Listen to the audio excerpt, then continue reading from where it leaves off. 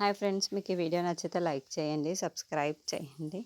బాలు అక్కడికి వస్తూ ఉంటాడు. అక్కడ చూడగానే అక్కడున్న కోపంగా బాలు శ్రీమన్ ఎందుకు కొట్టావురా, వాడు ఏం చేశావని, వాడిని ఎందుకు అలా చెయ్యి విరిగేలా చేశావు అని చెప్పేసి అడుగుతాడు. ఆ మాటలు వినగానే అక్కడున్న మీనా మాత్రం చాలా బాధపడుతూ ఉంటుంది.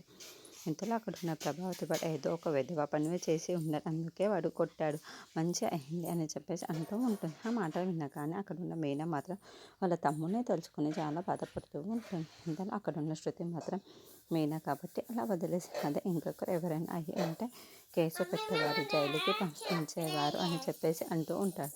ఆ మాట అవును, ఇది పెద్ద క్రిమినల్ కేసు అవుతుంది, నిన్ను కానీ జైల్లో పెట్టారు అంటే అప్పుడు సరిపోతుంది నిన్ను అని చెప్పేసి అంటూ ఉంటుంది. ఆ మాటలు వినగానే అక్కడున్న బాలు అయితే అవునా, కేసు పెడతారు, కేసు పెడితే నేను క్రిమినల్ అవుతానా, క్రిమినల్ అయితే మా ఇంట్లో ఇప్పుడు మీరు ఎవరు ఉండేవాళ్ళే కాదు అని చెప్పేసి అంటూ ఉంటాడు.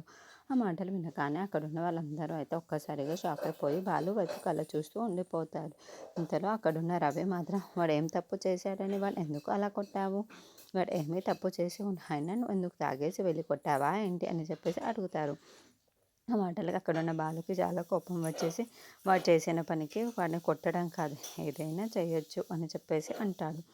ఆ మాటలు వినగానే అక్కడున్న మీనా చాలా కోపంగా బాలు దగ్గరికి వచ్చి ఏంటి ఈరోజు వాడికి జరిగింది రేపు మాకైనా జరగవచ్చు, ఏమైనా చేస్తారు కదా మీరు అని చెప్పేసి అంటూ ఉంటుంది. ఆ మాటలు వినగానే అక్కడున్న బాలు ఒక్కసారిగా షాక్ అయిపోయి మీనా వైపు అలా చూస్తూ ఉండిపోతాడు. ఇంతలో అక్కడున్న మీనా మాత్రం అవును, ఈరోజు వాడిని కొట్టారు, రేపు నన్ను కొడతారా అని చెప్పేసి గట్టిగా అడుగుతూ ఉంటుంది. ఇంతలో అక్కడున్న బాలు మాత్రం మౌనంగా ఉండిపోతూ ఉంటాడు.